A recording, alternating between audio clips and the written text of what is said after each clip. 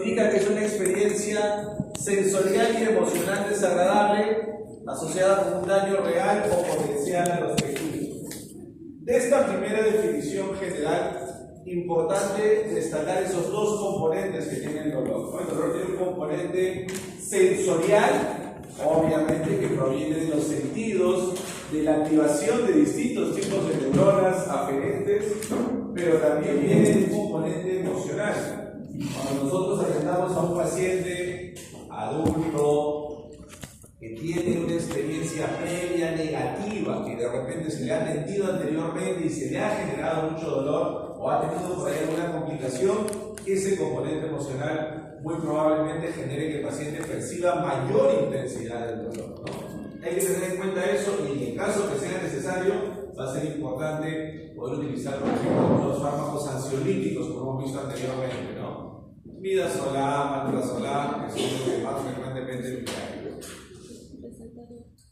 Así mismo, vale recordar que existen tres tipos de dolor bien clasificados, ¿no? El primero es el dolor nociceptivo, que nos va a interesar más a nosotros.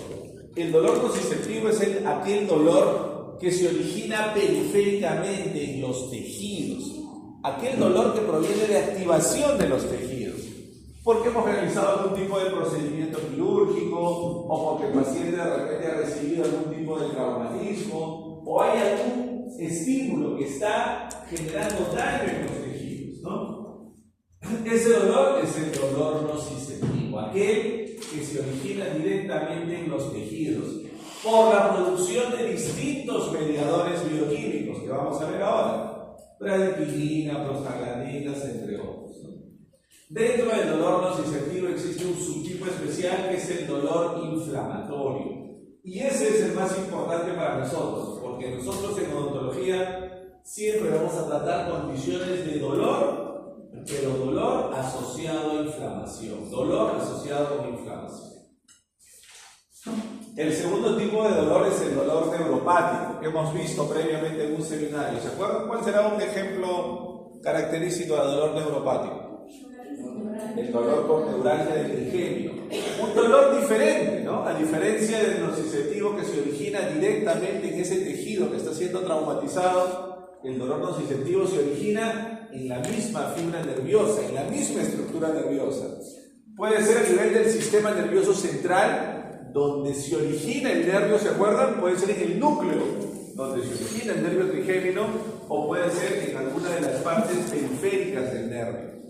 Pero el dolor neuropático se origina directamente en la estructura nerviosa. Y tenemos un tercer tipo de dolor, que es el dolor nociplástico, que se conoce como dolor fantasma. ¿Les ha pasado alguna vez, jóvenes, a ustedes que se han quemado con algo, de repente directamente con fuego, o han cogido algo muy caliente? ¿Les ha pasado alguna vez? Pero una quemadura buena, no hablamos de que algo calientito, no, algo más o menos. ¿Les ha pasado alguna vez? ¿Qué pasa cuando nos quemamos, no? Tenemos un primer estímulo que nos hace retirar la parte del cuerpo. Luego nos lavamos, tratamos de aliviar el dolor, pero ¿qué pasa? Pasan unos segundos y luego de esos segundos, ¿qué sucede?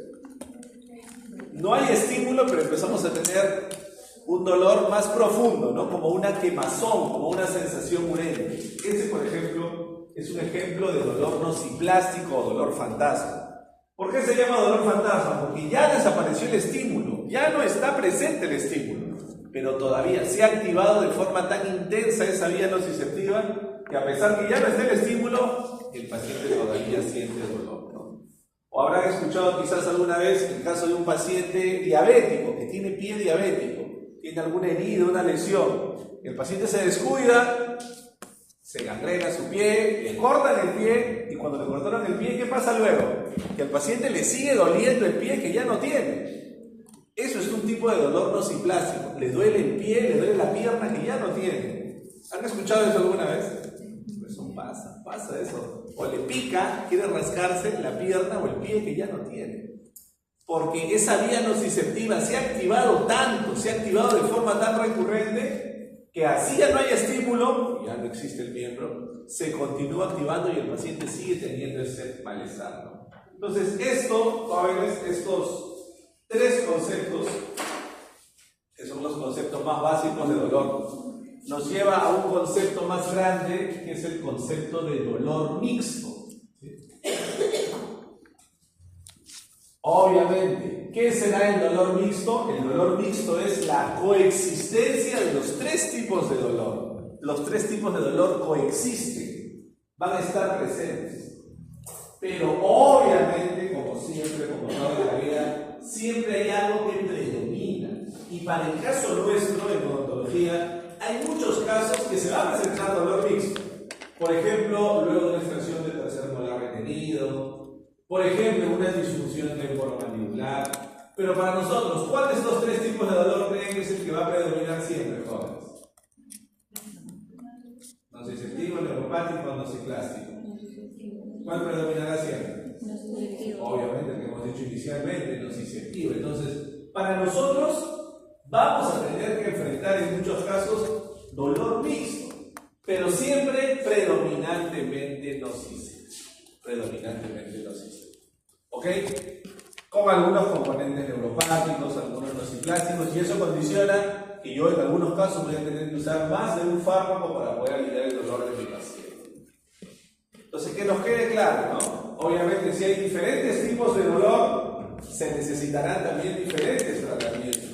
Será muy diferente un dolor agudo de origen dentario, por ejemplo, una pulpitis irreversible en una molar mandibular, muy diferente a un dolor neuropático por neuralgia del trigémino, muy diferente a un dolor por migraña, que tiene un origen distinto, que se origina a nivel vascular en el sistema nervioso central, o muy diferente a un dolor por dismenorrea o cólico menstrual, o muy diferente a un dolor generalizado en un paciente terminal con cáncer.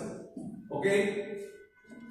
Entonces, cada tipo de dolor requiere un tratamiento distinto. Para lo nuestro, en odontología, lo que más vamos a utilizar, debido a que el dolor va a ser predominantemente nociceptivo, dolor inflamatorio, dolor e inflamación, lo que más vamos a usar nosotros en el 99% de casos es antiinflamatorios no esteroideos. Los fármacos más selectivos para tratar el dolor en odontología son los AINES, los antiinflamatorios no esteroideos. Ibuprofeno, diclofenaco, ketoprofeno, meloxicam, etolicoxib, que vamos a ver ahora con más detalle. ¿Ok? ¿Por qué? Porque nosotros vamos a tratar siempre dolor asociado a inflamación, dolor de tipo inflamatorio. Y para eso lo que mejor funciona son los AINES. Solamente en casos muy excepcionales de algunos pacientes alérgicos a los AINES o que tengan algún tipo de contraindicación por el uso de AINES, podemos pensar en otras alternativas. Pero si no es así, por ejemplo, en ustedes, ¿no? Somos acá 20 personas. ¿Cuántos de ustedes son alérgicos a los AINES? ¿Alguien de ustedes es alérgico a los AINES? Es una alergia frecuente en la población, pero su frecuencia está por debajo del 5% de la población. Entonces es una alergia baja, ¿no? Pero puede estar presente. Solo en esos casos que el paciente es alérgico a los AINES, escogeremos otras alternativas. Vimos eso anteriormente, ¿no? Por ejemplo, en la neuralgia del trigémino. ¿Cuál es el fármaco más efectivo en la neuralgia del trigémino? ¿Qué fármaco funciona mejor? La carbamazepina, el más efectivo, porque se tiene más experiencia. ¿Pero qué problema tiene la carbamazepina? ¿Qué problema tiene la carbamazepina? ¿Cómo se llama? Causa muchos efectos adversos a nivel digestivo, a nivel hepático, en el sistema nervioso central. Es un fármaco muy efectivo, pero muy complicado de uso a largo plazo. ¿Y el paciente con neuralgia tomará el fármaco a corto plazo o a largo plazo? Tiene que tomar el fármaco de por vida, ¿no? La neuralgia es una condición crónica. ¿Qué otras opciones había, se acuerdan? Gabapentina, pregabalina. Entonces, el tratamiento va a ser diferente según el tipo de dolor que yo deseo aliviar en mi paciente, ¿no? Lo demás ya escapa del manejo propiamente odontológico. Recordar que siempre en general, desde hace muchos años, cuando hablamos en general en el ámbito médico de manejo del dolor agudo, un modelo característico del dolor agudo es dolor por extracción dental. Pero no una extracción de cualquier pieza dental, sino dolor por la extracción de un tercer molar impactado. Es un modelo característico de dolor agudo. Dolor en cirugía de tercer molar impactado, ¿no? Por eso es que muchos fármacos y van a ver ustedes muchos artículos, vamos a estudiar sobre este tema. A ver, todo se inicia, no sé si, bueno, en fisio creo que en fisio tienen solamente 1 hora de teoría, creo, ¿no? 1 hora de teoría y 2 horas de práctica, ¿verdad? Un poco corto el tiempo. Entonces, existe una forma de entender cómo se procesa el dolor. Primero, entender que el dolor se inicia aquí, periféricamente, en los tejidos, por algunos mediadores bioquímicos que se van a liberar desde ese tejido que está siendo traumatizado. Hay 3 mediadores bioquímicos importantes. Primero, la bradiquinina, que vemos acá, BK, bradiquinina. Luego tenemos a las prostaglandinas y también a los leucotrienos. Son los 3 mediadores bioquímicos que van a liberar los tejidos. Ese tejido con pulpitis, ese tejido al que yo le he hecho una incisión, una osteotomía para extraer mi tercer molar, ese tejido que estoy traumatizando, va a liberar estos mediadores bioquímicos. ¿Sí? Esos mediadores bioquímicos se encargan de activar a esa primera neurona. Esa primera neurona se activa, se produce un potencial de acción y ese potencial de acción se conduce hasta el asta posterior de la médula espinal. Como ven ustedes, ingresa por el asta posterior de la médula espinal. Y aquí establece una primera sinapsis. ¿Qué se necesita, jóvenes, para que una neurona active a la siguiente neurona? ¿Qué se necesita? ¿Qué debe haber en esa sinapsis? Debe haber neurotransmisores, que tienen que liberar neurotransmisores. Existen 2 neurotransmisores selectivos para el dolor, que son glutamato y sustancia P. Los 2 neurotransmisores más importantes para la conducción del dolor. Entonces, esta primera neurona, que periféricamente fue activada, ¿no? Es como, no sé, imagínense, ¿no? Es como que yo le quiero decir algo a Nicole que está al fondo, ¿no? Entonces, le digo a Jennifer, escondidita, y dile algo a Valentino, y que Valentino vaya y le diga algo a Nicole. No son así, vías que van a ir en el camino. La primera estación sensorial es en el asta dorsal de la médula espinal. Esa neurona libera glutamato y sustancia P, ¿no? Al liberar glutamato y sustancia P, activa la segunda neurona, ¿no? La segunda neurona va, transmite la información hacia el tálamo. En el tálamo se establece una nueva sinapsis. Nuevamente esta neurona libera glutamato y sustancia P. Y esa información va a ser conducida finalmente hasta la corteza cerebral. Recién cuando la información llega a la corteza cerebral, el paciente va a identificar claramente: me duele el premolar o la molar, superior, inferior, izquierda, derecha. Recién cuando la información llega aquí, el paciente tiene claro las características del dolor. ¿Se entiende, jóvenes? ¿Se entiende? Entonces, tenemos en rojo las vías ascendentes que conducen el dolor. ¿Cómo se conduce el dolor? Desde que se inició en los tejidos hasta que el paciente identifica claramente las características del dolor. Pero como ustedes recordarán, jóvenes, en nuestro organismo todo siempre busca el equilibrio, ¿no? Todo siempre busca el equilibrio. Así como teníamos en la parte del sistema nervioso autónomo, ¿se acuerdan? Teníamos sistema nervioso simpático y también había división parasimpática. En el sistema nervioso central había neurotransmisores de tipo excitatorio y neurotransmisores de tipo inhibitorio. Entonces, si yo tengo aquí en color rojo las vías ascendentes que conducen el dolor, ¿qué más creen que debe tener también nuestro organismo para compensar esto? Tendrá vías descendentes. ¿Y qué harán esas vías descendentes? Van a inhibir el dolor, correcto. Entonces tenemos esto que está aquí en azul. Tenemos algo que en su conjunto se conoce como sistema descendente inhibitorio del dolor. Sistema descendente inhibitorio del dolor. Que tiene a su vez 2 componentes, ¿no? El sistema monoaminérgico y el sistema de los péptidos opioides endógenos. ¿Sí? Como su nombre indica, es un sistema descendente. Parte desde la corteza parietal y va a descender una primera prolongación neuronal hasta el tallo cerebral y una segunda prolongación neuronal hasta el asta posterior de la médula espinal. El sistema monoaminérgico es el primero que vemos acá. Se va a acumular dos neurotransmisores importantes, serotonina y noradrenalina. Se acumulan a este nivel. ¿Qué hace la serotonina y noradrenalina? Hacen que se disminuya la liberación de neurotransmisores. Y además que la neurona que está conduciendo la información de manera ascendente se hiperpolarice, por lo tanto disminuya su actividad. Lo mismo la segunda parte, que son los péptidos opioides endógenos. Existen tres tipos de péptidos opioides endógenos, ¿no? Las beta endorfinas, las dinorfinas y las encefalinas. En ese orden de importancia. Las más importantes son las que tenemos ahí, las beta-endorfinas. Las beta-endorfinas son moléculas endógenas que nuestro propio organismo produce, pero van a tener un efecto muy potente en la inhibición del dolor, como les decíamos. Presinápticamente van a inhibir la liberación de neurotransmisores del dolor y postsinápticamente van a hiperpolarizar a esa neurona que está conduciendo la información nociceptiva. Al hiperpolarizarse, la neurona disminuye su activación.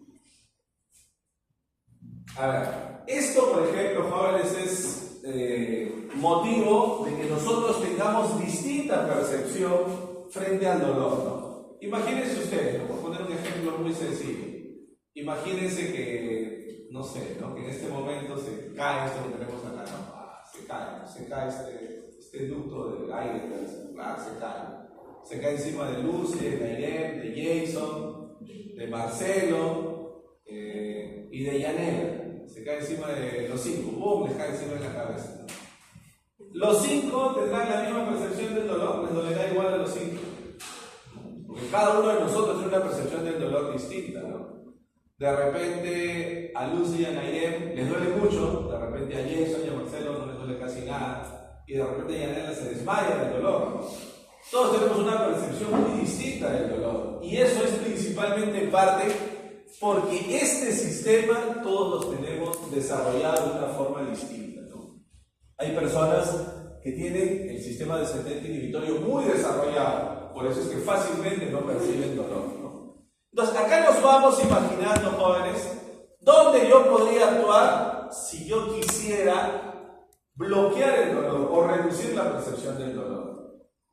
Por ejemplo, ¿qué harían ustedes si pudieran diseñar un fármaco para que bloquee el dolor? ¿Dónde nos dirigiríamos? ¿En qué punto? ¿Qué haríamos?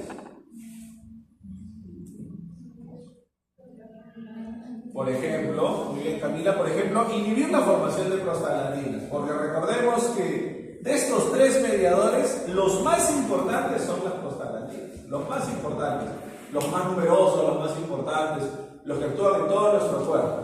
Por ejemplo, los AINES que vamos a ver ahora, su principal mecanismo de acción es inhibir la formación de prostaglandinas.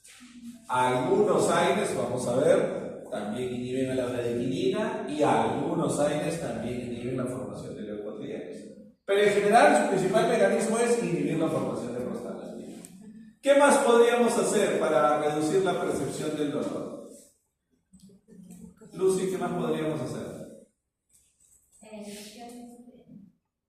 Los canales, porque canal de sodio. ¿Dónde hay canal de sodio? En la periferia y la médula. Ya, pero para bloquear esa activación es mejor bloquear la formación de los mediadores bioquímicos. ¿Qué más? ¿Qué más podríamos hacer? Marcelo, ¿qué podríamos hacer? Si tuviéramos la capacidad de diseñar un fármaco, ¿qué podríamos hacer? ¿Perdón? Ya, muy bien. Disminuir la producción de glutamato, reducir la producción de glutamato. O si no, también bloquear los receptores para el glutamato. Lo que hacen, por ejemplo, los analgésicos opioides. La morfina, el fentanilo, en parte el tramadol. ¿Qué más podríamos hacer? Está fácil. Hemos visto que podríamos bloquear algunos mediadores bioquímicos podríamos reducir la liberación de neurotransmisores del dolor. ¿Qué otra cosa más podríamos hacer? Aumentar la noradrenalina. Aumentar la actividad de la serotonina, de la noradrenalina, aumentar la liberación de las beta-endorfinas, y eso lo hacen algunos opioides como el tramadol, que vamos a ver ahora en el seminario, ¿no? Entonces, yo puedo actuar en distintos tipos, en distintos puntos, ¿no? Por eso, por ejemplo, si yo combino un aire más un opioide, voy a tener un mecanismo de sinergismo. ¿De qué tipo será el sinergismo? De potenciación, porque el aire va a inhibir la formación de prostaglandinas y el opioide va a actuar principalmente en el sistema nervioso central. Muy bien, jóvenes, esto lo vamos a ver ahora con un poquito más de detalle de lo que está ahí en el gráfico, ¿no? Aquí vamos a ver cómo se origina la producción de prostaglandinas, de dónde se originan las prostaglandinas y por qué es importante entender cómo los distintos fármacos van a tener también diferente afinidad para bloquear a las prostaglandinas. Entonces tenemos lo siguiente. Tenemos lo siguiente. Todo se inicia, como ven ustedes ahí, todo se inicia con la actividad. Tenemos acá primero los fosfolípidos de membrana, ¿no? Fosfolípidos de membrana. Todo se inicia por una primera enzima que se llama fosfolipasa A2. Esta fosfolipasa A2 va a hidrolizar al principal fosfolípido para esta vía metabólica, que es el ácido araquidónico. Sí, el ácido araquidónico. Lo que vemos ahí, la fosfolipasa A2 extrae el ácido araquidónico. Una vez que el ácido araquidónico ha sido extraído de la membrana, puede seguir dos caminos. El más importante, que es metabolizarse por la enzima ciclooxigenasa, y otro menos importante, que es metabolizarse por la enzima 5-lipooxigenasa, que lo ven ahí, no está desarrollado. Eso es lo que queremos completar acá en el gráfico. ¿Qué sucede a través de esta vía, que no está desarrollada acá, de esta vía de la 5-lipooxigenasa? Que cuando este ácido araquidónico es metabolizado por la vía de la 5-lipooxigenasa, da lugar a la formación de unos mediadores bioquímicos que vimos hace un momento, llamados leucotrienos. ¿Qué hacen los leucotrienos?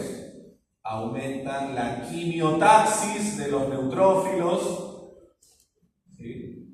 Van a aumentar la extravasación de fluido y además producen vasodilatación. Entonces, los leucotrienos lo que van a hacer de forma conjunta es amplificar la respuesta inflamatoria, generar más inflamación. Aumentan la quimiotaxis de neutrófilos, hay vasodilatación, extravasación de fluidos, aumenta la respuesta inflamatoria. Pero lo más importante es lo que tenemos a este lado, para la vía de la ciclooxigenasa. Y eso es bastante... Bueno, acá lo ponemos de manera general, ¿ok? De ahí lo escribimos sobre la pizarra. En la ciclooxigenasa yo tengo una ciclooxigenasa 1, que es una ciclooxigenasa fisiológica o constitutiva, o también puede ser metabolizado por la ciclooxigenasa 2, que es una ciclooxigenasa patológica o inducida. Y eso es lo que vamos a ver acá en la proyección. Más fácil lo ponemos acá. Para poder escribir aquí en la pizarra, más fácil. A ver. Estas dos enzimas tienen un papel completamente diferente, ¿no? La enzima ciclooxigenasa 1, COX-1, se llama enzima constitutiva. ¿A qué nos suena, jóvenes, la palabra constitutiva? ¿Qué significará constitutiva? ¿A qué nos suena la palabra constitutiva?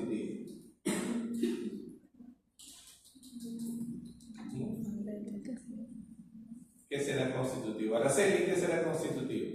Que forma parte de... Que forma parte de algo, ¿no? Constitutivo significa eso, que forma parte de algo. La COX-1 es una enzima que tenemos normalmente en la mayoría de nuestros tejidos. En la mayoría de nuestros tejidos normalmente está presente la COX-1. Por ejemplo, lo tenemos a nivel gastrointestinal. ¿Qué pasa cuando el ácido araquidónico se metaboliza por esta enzima ciclooxigenasa 1 a nivel digestivo?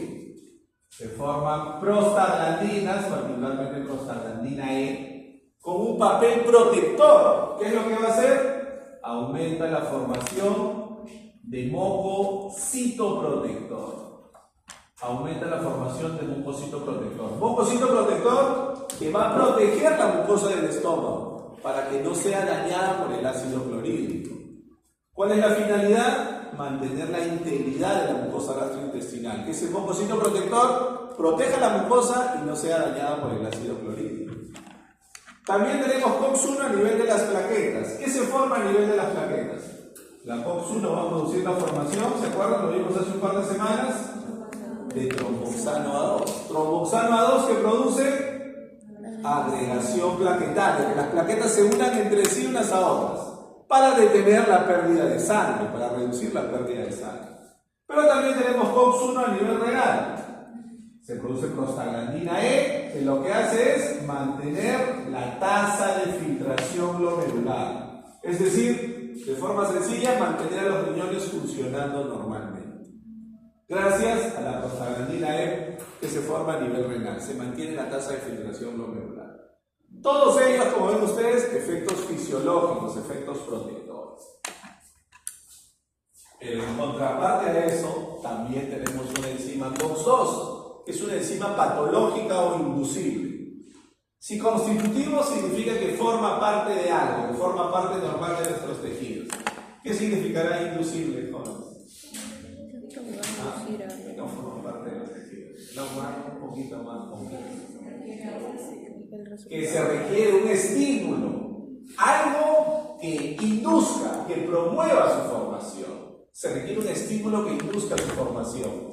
Por ejemplo, realizar un procedimiento quirúrgico, hacer una incisión, un colapso, una osteotomía, es un estímulo, un traumatismo que yo realizo en los tejidos y eso va a promover la formación de COX-2.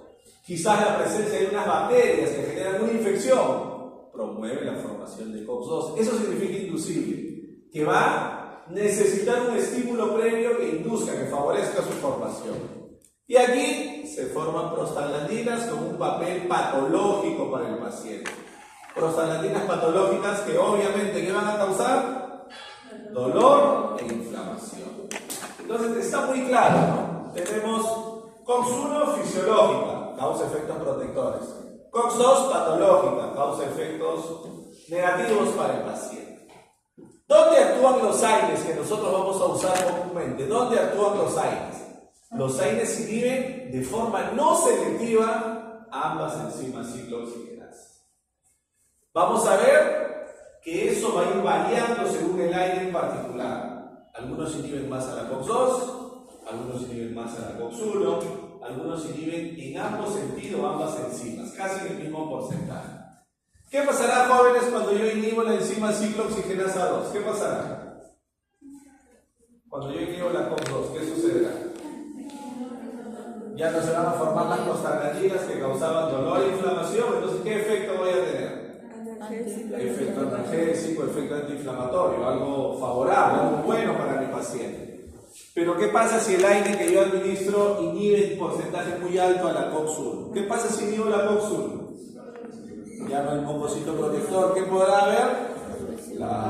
El ácido clorhídrico va a contactar con la mucosa del estómago. Puede haber gastritis, si es un tratamiento más prolongado, quizás una úlcera o hasta una hemorragia digestiva. ¿Ok? ¿Qué pasa si inhibo la formación de tromboxano a nivel de las plaquetas? Se prolonga el tiempo de sangrado. Si he hecho una cirugía de mediana complejidad, mayor riesgo de hemorragia. ¿Qué pasa si inhibo las prostaglandinas a nivel renal? Disminuye la función renal, efecto potencialmente nefrotóxico. Entonces, teóricamente, ¿qué me conviene, jóvenes? ¿Qué me conviene más? ¿Inhibir COX-2, inhibir COX-1, inhibir ambas en el mismo porcentaje? ¿Qué es lo que me conviene más? Inhibir más a la COX-2 para tener los efectos que yo deseo, analgésico, antiinflamatorio, y muy poco de actividad contra COX-1 para tener bajo riesgo de efectos adversos. Eso es lo que vamos a ver ahora. Eso nos lleva, solo para aprovechar acá el gráfico, por si acaso lo vamos a ver la próxima semana. Los corticoides tienen muchos mecanismos de acción. Los corticoides son los antiinflamatorios más potentes que existen y uno de sus mecanismos de acción es el que vemos aquí en la imagen. Los corticoides actúan En el primer nivel, inhibiendo a la primera enzima que inicia toda la cascada de reacciones de la respuesta inflamatoria. No. Entre los múltiples mecanismos de acción, los corticoides inhiben a la enzima fosfolipasa 2. Pero bueno, a ver. Veamos entonces, queremos saber, hoy día nuestro tema es AINES. ¿Qué diferente afinidad tienen los AINES para inhibir a las enzimas ciclooxigenadas? Tenemos un primer grupo de AINES que son inhibidores preferenciales de COX-1. ¿Qué pasará con estos AINES, jóvenes? ¿Tendrán efectos adversos? Sí, al inhibir más a la COX-1 tendrán alto riesgo de efectos adversos. ¿Qué significa inhibidor preferencial? Que inhibe realmente ambas enzimas, COX-1 y COX-2, pero tiene más afinidad, más preferencia para inhibir a la enzima COX-1. De esos tres efectos adversos potenciales que hemos visto, gastrolesividad, acción antiagregante y nefrotoxicidad, ¿cuál creen ustedes que se podrá producir incluso con una sola dosis del fármaco? La gastrolesividad. Ojo con eso. La gastrolesividad, jóvenes, se produce incluso con una sola dosis del fármaco. Se puede producir. Entonces, estos fármacos tienen tres grandes riesgos: altamente gastrolesivos, altamente nefrotóxicos y muy antiagregantes. Pero lo más peligroso de todos, el muy alto riesgo de gastrolesividad. ¿Quiénes están acá? Ketorolaco, naproxeno, ketoprofeno. Fármacos que en el primer mundo, ¿no? Como les decía la vez pasada, por decirlo bonito, nosotros somos países en vías de desarrollo, camino que nunca se termina de caminar, pero ahí estamos caminando, somos países en vías de desarrollo. En los países del primer mundo, jóvenes, hace 10, 15, 20 años que no se usa ketorolaco, naproxeno muy poco, casi no se usa. Ketoprofeno no, si no se usa su versión mejorada, que vamos a ver ahora, que es el dexketoprofeno. Entonces, mucho cuidado con eso. Son fármacos que nunca debemos usar en un paciente que me diga: doctor, sí, yo tengo antecedente de gastritis. Sí, doctor, hace un año me diagnosticaron una úlcera, ya recibí tratamiento. Sí, doctor, yo tengo Helicobacter pylori y he estado con un problema crónico de gastritis. Jamás en esos pacientes, porque vamos a agravar su condición preexistente. Jamás en un paciente adulto mayor, jamás. Los adultos mayores son muy susceptibles a la gastrolesividad de los fármacos. Imagínense ustedes que tenemos un paciente que tuvo un infarto y el paciente toma warfarina. Y viene a la consulta por un dolor pulpar y le damos naproxeno. ¿Qué puede pasar en ese paciente que toma warfarina y yo le doy naproxeno? ¿Qué creen que puede pasar? ¿Dónde, Juan? Si hemos dicho, el principal riesgo es una hemorragia digestiva. Ese paciente que toma warfarina, yo le doy ketorolaco, naproxeno, ketoprofeno, 99% de seguro que no es una hemorragia digestiva. Entonces, mucho cuidado. Nunca en pacientes que reciben terapia anticoagulante. Nunca. Son extremadamente peligrosos. No se le puede llegar a causar incluso la muerte. El segundo grupo son los inhibidores no preferentes de ciclooxigenasa. ¿Qué significa inhibidores no preferentes? Que inhiben en porcentaje similar a ambas enzimas. Por lo tanto, tendrán un aceptable, un moderado riesgo de gastrolesividad. También moderado riesgo de nefrotoxicidad y también moderada acción antiagregada. Aquí tenemos tres fármacos. ¿Cuál conocen de este grupo, jóvenes? Obviamente el ibuprofeno, ¿no? El más destacado también, el que va a ser por ahí de mayor utilidad para nosotros. En algunos casos importantes, que vamos a ver con detalle, vamos a poder usar ibuprofeno. ¿Ok? Vamos con la tercera familia. La tercera familia son los que se van acercando un poco a lo que yo deseo. Se acercan a lo que yo deseo, a inhibir con mayor afinidad la COX-2 e inhibir muy poco a la COX-1, ¿no? Inhibidores preferenciales de COX-2. Inhiben ambas enzimas, pero tienen mayor afinidad, mayor preferencia para inhibir a la enzima COX-2. Por lo tanto, ¿cómo será su riesgo de gastrolesividad, jóvenes? Bajo. Son fármacos que tienen bajo riesgo de gastrolesividad. Fármacos que tienen baja posibilidad de aumentar el tiempo de sangrado. Bajo riesgo de nefrotoxicidad. Y aquí tenemos fármacos muy conocidos, ¿no? ¿Cuál conocemos más de este grupo, jóvenes? Obviamente diclofenac. Diclofenac, quizás por ahí hayan escuchado meloxicam. Importante, por ejemplo, que no solamente interesa la farmacodinámica, no solamente lo que estamos viendo, que es un mecanismo de acción, sino interesa también la farmacocinética. De estos tres, los que vamos a usar nosotros más son diclofenaco y meloxicam. Diclofenaco y meloxicam. ¿Por qué? Porque diclofenaco y meloxicam tienen la capacidad de penetrar en el tejido inflamado. Penetran y se acumulan en el tejido inflamado. Por eso son buenos analgésicos y buenos antiinflamatorios. A diferencia del clorixinato de lisina, que si bien es cierto es más preferencial para inhibir COX-2, clorixinato de lisina no penetra bien en el tejido inflamado, no tiene la capacidad de acumularse en el tejido inflamado. Por lo tanto, ¿tendrá buena acción antiinflamatoria clorixinato de lisina? No, porque no penetra en el tejido inflamado. Clorixinato de lisina es esencialmente analgésico, no tiene buena acción antiinflamatoria. Para nosotros que tratamos dolor por pulpitis, o dolor por extracción de un tercer molar, o dolor por un problema de articulación temporomandibular, ¿nos servirá clorixinato de lisina? No, porque nosotros necesitamos efecto analgésico y efecto antiinflamatorio, necesitamos ambas cosas. Y luego viene algo muy interesante, jóvenes, algo más interesante todavía, ¿no?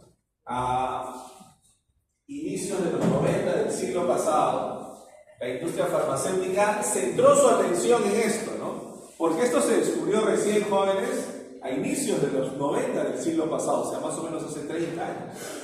Entonces la industria farmacéutica centró su actividad en esto, dijo, nos conviene producir un fármaco que sea totalmente selectivo para inhibir a la COX-2, totalmente selectivo. Pero como todo en la vida, pues jóvenes, nunca es bueno irse al extremo. ¿Qué pasó entonces? Que si yo veo qué sucede a nivel cardiovascular, ¿qué sucede a nivel cardiovascular?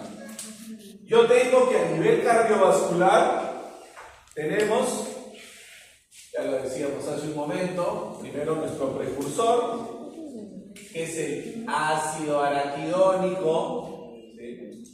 Puede ser metabolizado, decíamos, por la ciclooxigenasa 1 que tengo en las plaquetas, y al ser metabolizado por la ciclooxigenasa 1 de las plaquetas, se forma tromboxano A2, que hemos dicho, el tromboxano A2 promueve la agregación plaquetaria y además el tromboxano A2 también tiene efecto vasoconstrictor.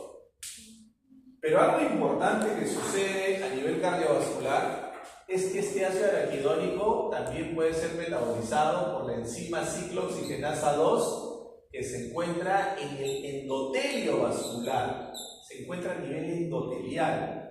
Y a este nivel produce prostaglandina I2, que se llama prostaglandina I2 o también se conoce como prostaciclina. ¿Qué efecto tiene esta prostaglandina? El efecto opuesto al tromboxano. La prostaglandina I2 es un antiagregante plaquetario y es un vasodilatador. Entonces, la industria farmacéutica a inicios de los 90 del siglo pasado se enfocó en estudiar este grupo, fármacos que inhiban con gran selectividad a la enzima ciclooxigenasa 2. Si yo lo veo de forma general, excelente, ¿no? Porque inhibo de forma muy selectiva la COX-2, ¿qué va a pasar? Inhibo las prostaglandinas patológicas, tengo efecto analgésico, antiinflamatorio. Pero si me voy a lo específico, ¿qué sucede a nivel cardiovascular? ¿Qué sucederá acá, jóvenes, si yo inhibo de forma significativa, muy selectivamente a la ciclooxigenasa 2? ¿Qué pasa si inhibo de forma muy selectiva a la COX-2? ¿Qué pasará? ¿Qué sucederá, jóvenes? ¿Qué sucederá si inhibo de forma muy selectiva a la COX-2? No se formará prostaglandina I2, perdemos al antiagregante natural, ya no hay vasodilatación. ¿Hacia dónde se irá todo el ácido araquidónico? ¿Hacia dónde se irá?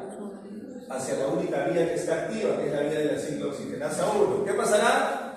Mayor formación de tromboxano, mayor agregación plaquetaria. ¿En qué se traduce esto, jóvenes? ¿Qué produce allí?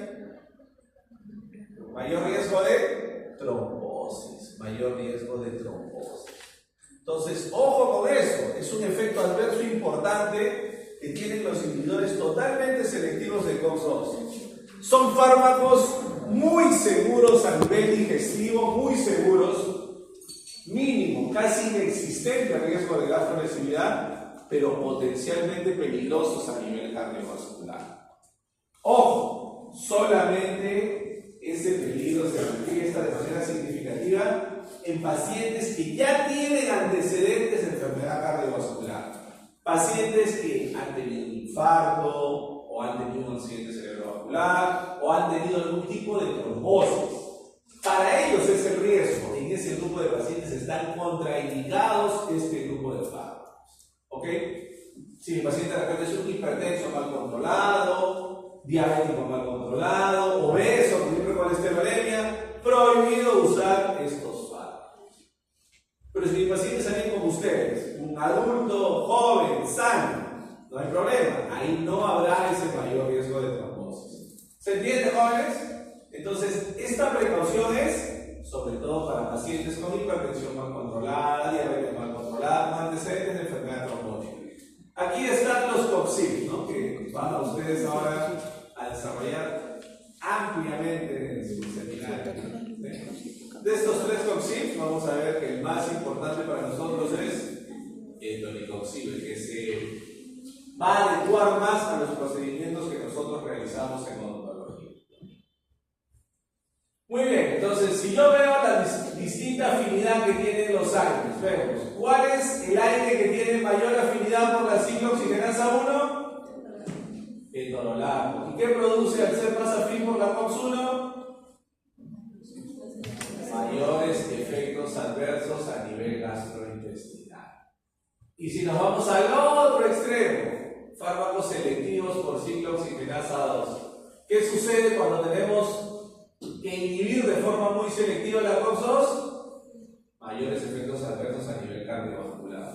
Lo mismo tenemos en esta publicación del 2016, ¿no? Nuevamente, mayor selectividad por la COX-1. ¿Cuál es el fármaco que tiene mayor selectividad por la COX-1? Ketorolaco. Y no por poquito, ¿no? ¿Cómo ven ustedes? De lejos, ¿no? De lejos, de lejos. Entonces, un fármaco muy gastrolesivo, muy antiagregante, muy nefrotóxico, y ya no deberíamos utilizar. Lo mismo nos dice en esta otra publicación del 2017, ¿no? Si me voy mucho hacia la COX-1, inhibiendo las prostaglandinas que provienen de la COX-1, tengo problemas gastrointestinales. Si me voy al otro extremo, a inhibir las prostaglandinas sintetizadas por la COX-2, mayor riesgo a nivel cardiovascular. Entonces, mucho cuidado con esto, ¿no?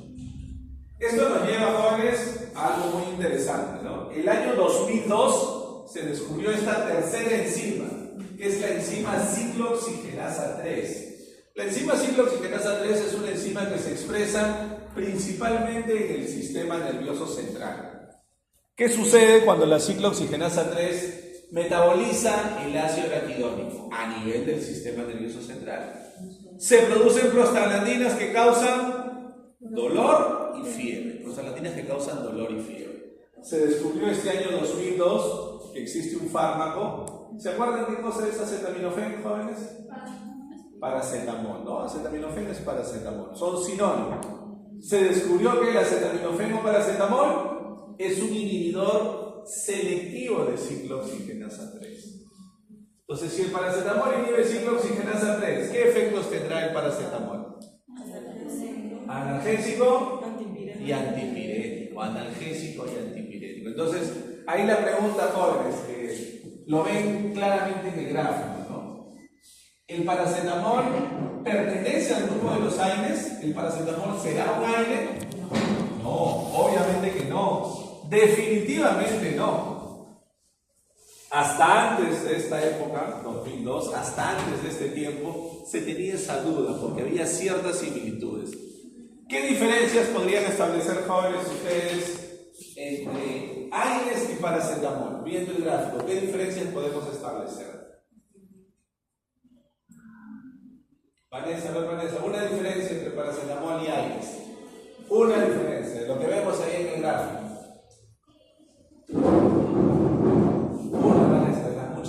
¿Qué podemos decir?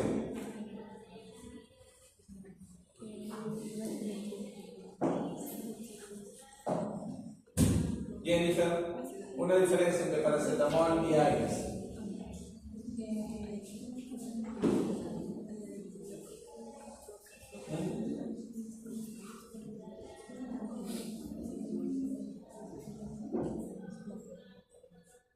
Nairem, una diferencia entre paracetamol y Aires.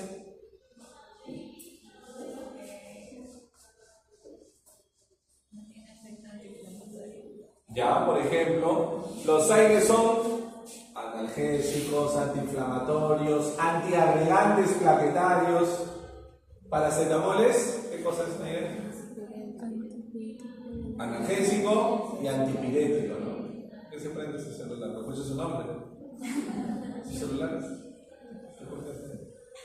Hay Navidad, modo Navidad, ya. Entonces, una diferencia. ¿Qué otra diferencia habrá? ¿Qué otra diferencia habrá? Jason, ¿qué diferencia habrá adicionalmente entre Aines y paracetamol? ¿Qué pasó con la prueba de los tres? ¿Y los Aines? COX-1 y COX-2, ¿no? Muy fácil. Aines inhiben COX-1 y COX-2 con distinta afinidad, como hemos visto, y paracetamol inhibe COX-3. Los Aines actúan periféricamente en los tejidos. Paracetamol actúa en el sistema nervioso central. Entonces, hay muchísimas diferencias que podemos establecer. Entonces, aquí viene la pregunta, ¿no? Si yo tengo un paciente, ese 1%, quizás menos de 1%, un paciente alérgico a los Aines, viene a la consulta con un cuadro de dolor de baja intensidad,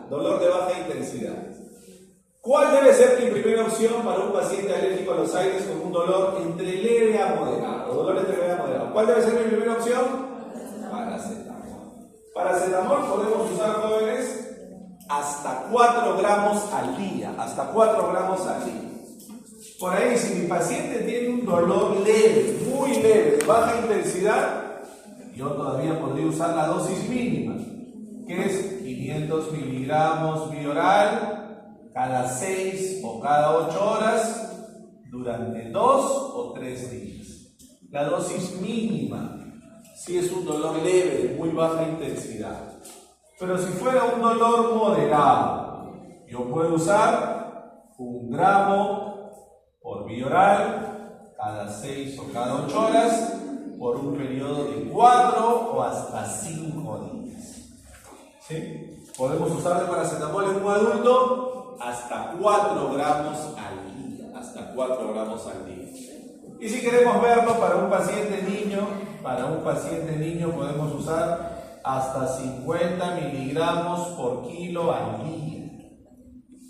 ¿Qué vamos a ver? Importante destacar en pacientes pediátricos, porque paracetamol va a ser el fármaco más seguro en pacientes pediátricos. Entonces, si es leve, la dosis mínima. Si es un dolor moderado, nos vamos a la dosis más alta, que es hasta 4 gramos al día. ¿Se entiende, jóvenes? ¿Sí? ¿Se entendió? Entonces, hay de alguna manera, es muy importante reconocer esto, ¿no? ¿Qué pasará si mi paciente es alérgico a los Aines, pero el dolor que tiene ya no es leve a moderado, sino es un dolor de moderado a severo, de más alta intensidad? Para ese caso especial, y alérgico a los Aines, con un dolor de alta intensidad, moderado a severo, usaremos analgésicos opioides, que vamos a ver ahora, tramadol, codeína, ¿sí? Para ese caso excepcional, ¿sí? Veamos entonces. ¿Qué podemos ver acá, jóvenes, brevemente? ¿Qué tendrán en común estos Aines que vemos ahí, según su grupo, según su estructura química? ¿Qué tendrán en común?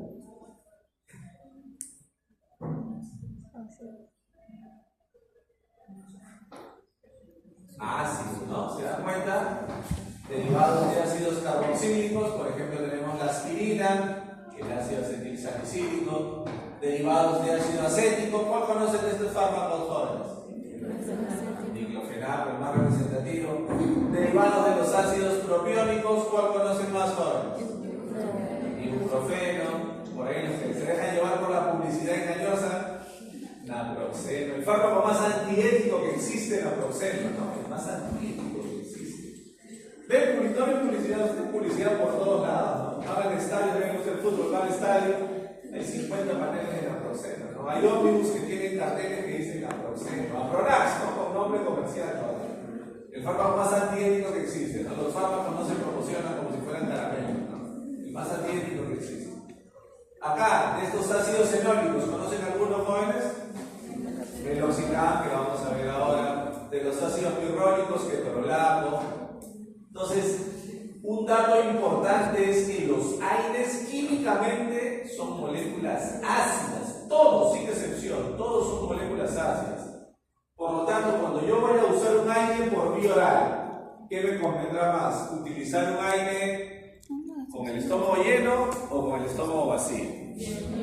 Obviamente con el estómago lleno, ¿no? Es preferible usarlos cuando empleamos vía oral, siempre con el estómago lleno, después de haber ingerido alimentos. Siempre es preferible de esa manera.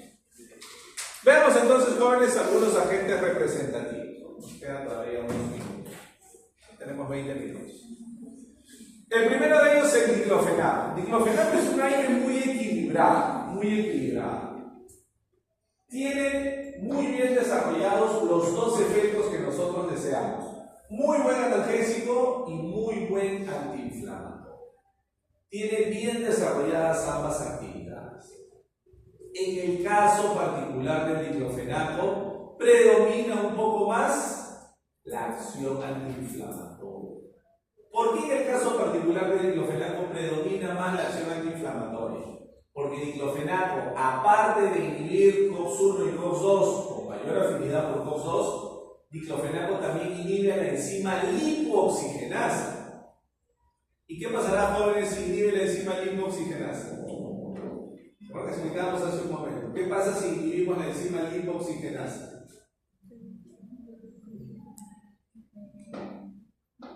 ¿Qué pasará si inhibimos la lipoxigenasa? Gladys, ¿qué pasará, Gladys, si inhibimos a la enzima lipoxigenasa? Luciana. ¿No da la producción de leucotrienos? Ya no se formarán leucotrienos. ¿Y los leucotrienos qué causan? Inflamación, metastasis, vasodilatación. Entonces, por eso el diclofenaco tiene muy bien desarrolladas ambas actividades, pero tiene mayor acción antiinflamatoria porque también inhibe la lipoxigenasa. Otra ventaja del diclofenaco: se acumula muy bien en el tejido inflamado, penetra muy bien y se acumula bien en el tejido inflamado, pudiendo persistir entre 8 a 12 horas. Y recordemos que es un AINE que inhibe con mayor afinidad a la enzima COX-2. Inhibe con mayor afinidad a la COX-2. Diclofenaco también tiene una peculiaridad que la vamos a ver ahora. Es un fármaco muy dosis dependiente. Dosis dependiente. Significa que si yo quiero mayor actividad analgésica, mayor actividad antiinflamatoria, debo ir a la dosis máxima. Utilizar, cuando el caso lo amerite, utilizar una dosis de ataque o dosis de carga. Lo vamos a ver ahora que hablemos de la dosificación. Sí, tener en cuenta que el diclofenaco es un fármaco con moderado riesgo de hepatotoxicidad. Tiene moderado riesgo de hepatotoxicidad. ¿Por qué? Porque el diclofenaco se metaboliza de forma amplia, de forma muy extensa a nivel hepático. Necesita un hígado sano para poder metabolizarse y posteriormente eliminarse por vía renal. Es un producto bastante versátil. Hay presentación en tabletas, en cápsulas, incluso hay presentación pediátrica. Hay diclofenaco en gotas, diclofenaco en suspensión para pacientes niños y obviamente también la vía inyectable. El nombre comercial original de diclofenaco, jóvenes, es Voltaren. Voltaren es el producto original. La presentación inyectable viene de 75 miligramos en 3 mililitros. 75 miligramos en 3 mililitros. Usualmente el inyectable se emplea cada 12 horas. Cada 12 horas. Puede ser por 1 o 2 días como máximo. No se recomienda usar el inyectable más de 2 días, porque si lo usamos más de 2 días, aumentará su potencial hepatotoxicidad. ¿Sí? Si yo voy a continuar la terapia, debo continuar ya por vía oral, no por vía inyectable. La vía oral, la presentación más común es de 50 miligramos, que se puede usar cada 8 horas durante 3 o 4 días más. Una recomendación que vamos a aplicar siempre para el caso de diclofenaco es que la terapia en total no debe durar más de 5 días. Y eso se aplica para todos los AINES. En odontología, la terapia con AINES no debe extenderse más allá de 5 días, máximo 5 días. Si el caso es entre leve a moderado, yo empiezo directamente con vía oral, no hay problema. 50 miligramos cada 8 horas por 3 días, 4 días. Pero si es un dolor moderado a más que va progresando, preferible empezar con vía inyectable. ¿Por qué les decíamos que hay un tema dosis dependiente? Pasa algo importante, ¿no? Diclofenaco el primer día, solamente el primer día, podemos usar máximo 200 miligramos al día. Y desde el segundo día en adelante, la dosis máxima permitida se reduce a 150 miligramos al día. ¿Por qué es importante esto? ¿Por qué es importante reconocer? Primero, para todo fármaco hay que saber siempre la dosis máxima. Porque, por ejemplo, de repente yo quiero empezar con vía intramuscular, pero mi paciente me acepta solamente una inyección, ya doctor, una, pero después vía oral, una sola inyección ya. Entonces yo podría hacer lo siguiente: 75 miligramos por vía intramuscular y luego de 8 horas continúo con 50 miligramos por vía oral y luego de 8 horas más continúo con 50 miligramos por vía oral. ¿Cuánto tendríamos así el primer día, jóvenes? ¿Cuánto tendríamos el primer día? Tendríamos 175 miligramos. Y el segundo día continúo 50 miligramos cada 8 horas. 50 miligramos cada 8 horas serían 150 miligramos al día. Incluso si lo convencemos al paciente, pero necesita mayor cobertura, incluso solo el primer día, yo podría cortar el intervalo intramuscular y le podría mandar 2 intramusculares, ya no separadas 12 horas, sino separadas solamente 8 horas. Si es un caso de dolor agudo, un dolor agudo persistente, dolor asociado a inflamación, ¿cuánto le estaría dando el primer día, jóvenes? 200 miligramos. Y el segundo día ya continúo con lo convencional, 50 miligramos cada 8 horas por vía oral, ¿sí?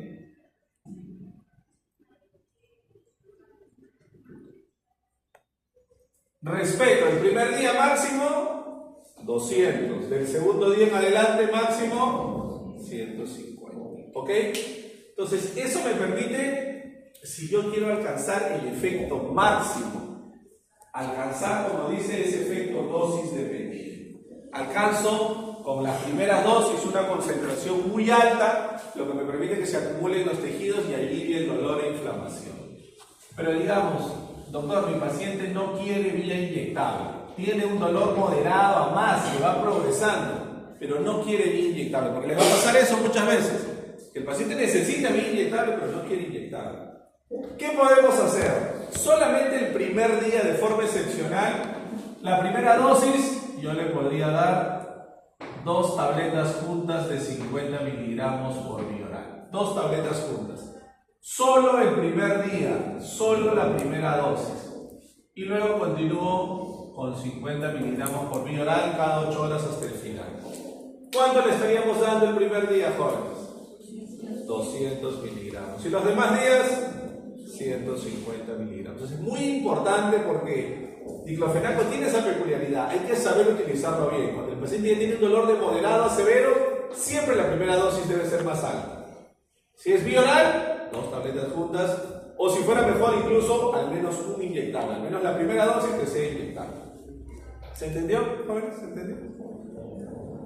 Por ejemplo, otra ventaja de diclofenaco es que acepta muchas asociaciones, viene combinado con otros fármacos que mejoran su actividad.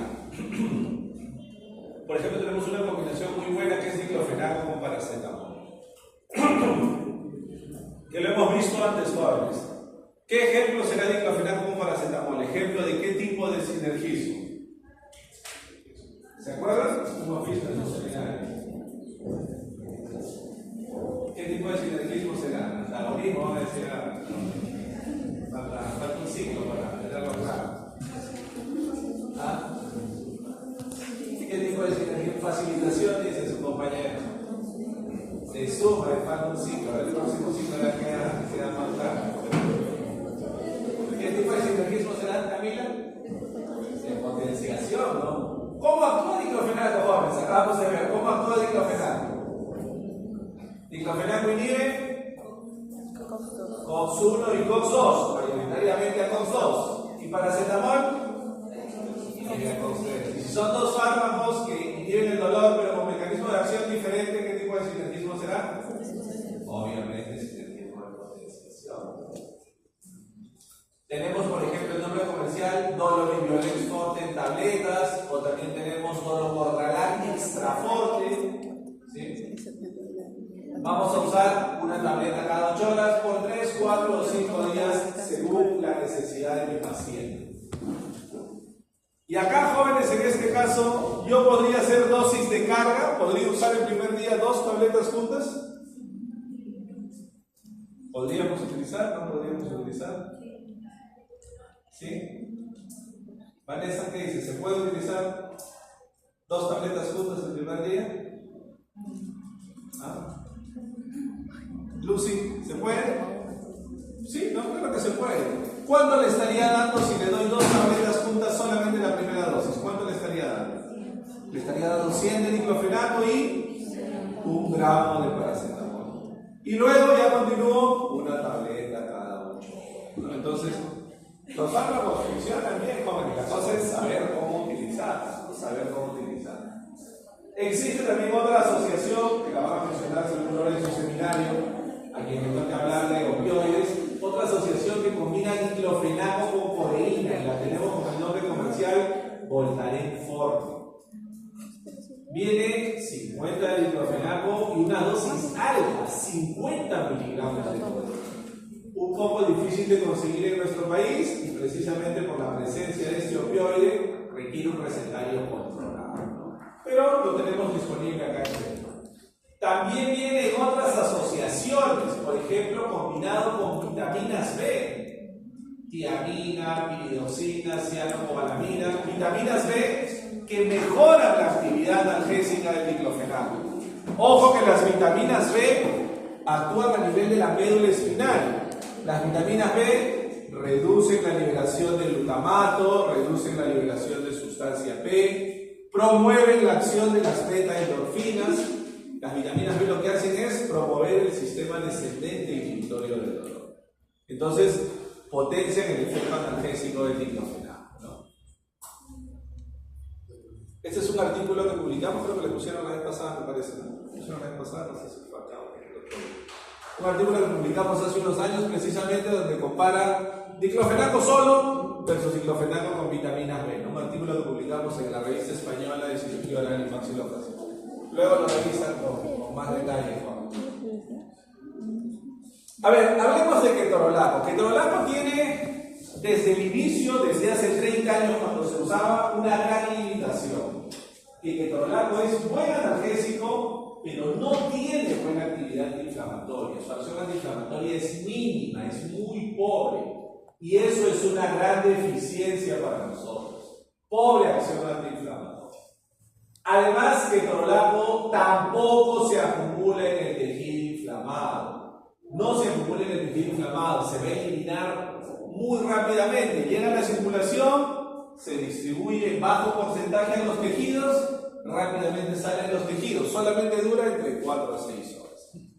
Además, como sabemos, ketorolaco es el aire más preferencial para inhibir a la COX-1, y por lo tanto es el que tiene más riesgo de gastrolesividad, más riesgo de nefrotoxicidad y más riesgo de potencial hemorragia postquirúrgica. Si yo he hecho una cirugía de mediana mayor complejidad y le doy al paciente ketorolaco, habrá mayor riesgo de sangrado postquirúrgico por esa acción antiagregante plaquetaria.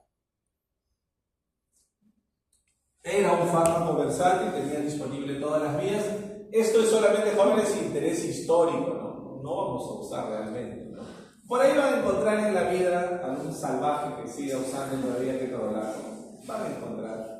Pero precisamente en ustedes está esa responsabilidad, ¿no? Está esa responsabilidad de no hacer eso y usar todas las opciones mejores que tenemos, ¿no? Es como antes, ¿no? Cuando alguien se resfriaba, dice, puta, tómate una amoxicilina para que te pase. Eso es una irresponsabilidad total. Porque saben ustedes que más del 95% de infecciones respiratorias en adultos son de origen viral. Y un antibiótico no me sirve para erradicar un virus. Entonces, eso genera resistencia. Entonces, algo así pasa. Nos van a encontrar por ahí, se acordarán de nosotros.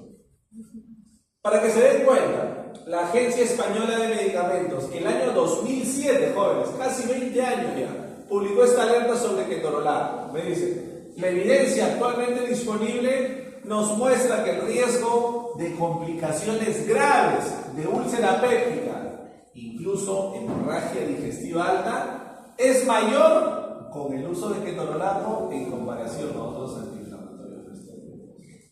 Por eso es que el año 2007 España retiró ketorolaco del uso ambulatorio, solamente se restringió al ámbito hospitalario. Y el año 2015 se retiró totalmente y ya nadie lo utiliza.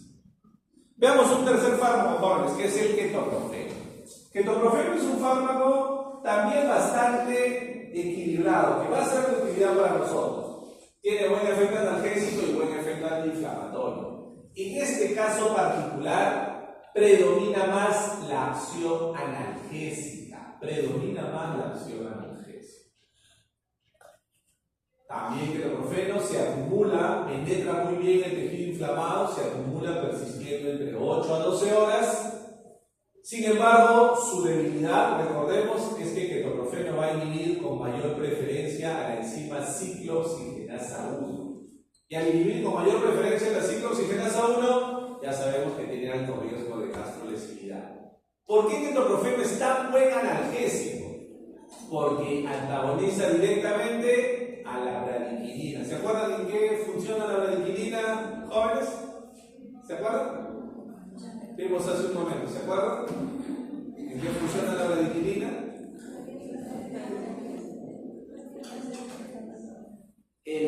Uno de los primeros mediadores bioquímicos que activa la neurona aferente primaria. Muy bien. Uno de los primeros mediadores bioquímicos que activa la percepción del dolor. Por eso ketoprofeno, al bloquear directamente la bradiquinina, es muy buen analgésico, ¿sí? Ojo que ketoprofeno, de forma similar al diclofenaco, ketoprofeno también inhibe la enzima lipoxigenasa. No tan bien como diclofenaco, pero también inhibe la lipoxigenasa. Ketoprofeno también es un fármaco que se metaboliza extensamente a nivel hepático y también está disponible por todas las vías de administración. El nombre comercial original es Profenil. La ampolla viene de 100 miligramos en 2 mililitros y se utiliza cada 12 horas. La ampolla se utiliza cada 12 horas y la presentación oral, hay presentación de 50 y de 100 miligramos. Podemos usar 50 o 100 miligramos cada 8 horas durante 3 o 4 días. Pero si nosotros sabemos que ketoprofeno es inhibidor preferencial de COX-1, que tiene un elevado riesgo de gastrolesividad, ¿qué utilizarían ustedes, jóvenes? ¿50 o 100 miligramos? ¿Qué utilizarían ustedes? ¿100 o 50? 50, ¿no? De preferencia 50, porque acuérdense que a mayor dosis el fármaco pierde selectividad. Es más potente para su efecto, pero pierde selectividad. Y al perder selectividad habrá más riesgo de efectos adversos, más riesgo de gastrolesividad. ¿Quieren que lo quememos de nuevo? Curioso, ¿no? Muy bien, a ver. Para terminar, jóvenes, para terminar. Todos los fármacos son una mezcla racémica. ¿Qué significa mezcla racémica? Mezcla racémica significa que si yo veo el fármaco molecularmente, tridimensionalmente, una parte del fármaco tiene un giro hacia la derecha y otra parte del fármaco tiene un giro hacia la izquierda. Todos los fármacos son 50% giro a la derecha, lo que se conoce como fracción dextro, y 50% giro a la izquierda, lo que se conoce como fracción leve. Los estudios realizados ya a fines del siglo pasado se descubrió que todo lo bueno se debía a la fracción dextro, todo lo bueno, la capacidad de inhibir lipoxigenasa, de antagonizar a la bradiquinina, la capacidad de penetrar en los tejidos, de acumularse bien en los tejidos, se debía a la fracción dextro. Y todo lo malo, la gastrolesividad, la nefrotoxicidad, todo lo malo se debía a la fracción leve. Entonces, ¿qué harían ustedes, jóvenes, si tienen la capacidad de aislar estas moléculas? ¿Qué le damos al paciente? ¿El fármaco íntegro, todo ketoprofeno, o le damos solamente la fracción dextro? Obviamente la fracción dextro. Y esto se llama dexketoprofeno, que es lo que vamos a ver ahora. Dexketoprofeno. Dexketoprofeno tiene este nombre comercial que es. No es nada más que la fracción buena, la fracción que tiene los efectos que yo deseo. La presentación inyectable viene de 50 miligramos en 2 mililitros y se va a usar cada 12 horas, 2 veces al día. Y la presentación oral, un comprimido muy pequeñito de 25 miligramos, que se va a usar cada 8 horas por 3 o 4 días más. Esta es una excelente opción, jóvenes, una excelente opción. Hemos tenido la oportunidad, como les comentábamos en una sesión anterior, de viajar mucho y conocer la realidad de otros países del primer mundo, ¿no? Europa, por ejemplo, España, Italia, ver cómo ahí uno de los fármacos más usados, no solo en odontología, sino en medicina en general, junto con lo que conocemos, diclofenaco y ibuprofeno, uno de los fármacos también muy usado es este dexketoprofeno, ¿no? Por esa actividad beneficiosa, minimizando el riesgo de efectos adversos.